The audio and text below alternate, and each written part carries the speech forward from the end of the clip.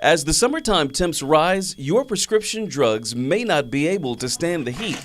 The heat can be just as hazardous to meds as it can be to your health. Extremely warm conditions can degrade the potency and effectiveness of the drugs. Pharmacist John Pugh cites a recent study done in Arizona on some liquid capsules.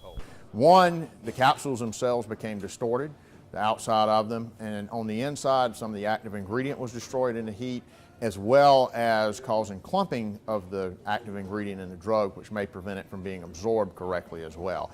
So how do you know if your meds have been compromised by the heat? Well, if you experience any strange symptoms or if you feel they aren't working properly, those could be signs. Obviously, if the medication were distorted in any way, didn't look right, with capsules, the actual gelatin capsule itself could be distorted. If we had a liquid, perhaps it's a different color, different consistency than it normally would. But it may be difficult to tell if something has happened, so the most important thing to do is to try to prevent it from getting into that situation in the first place.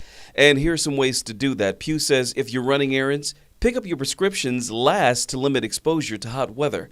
And also, don't put them in the trunk of the car. Keep them inside with you where it's likely to be cooler.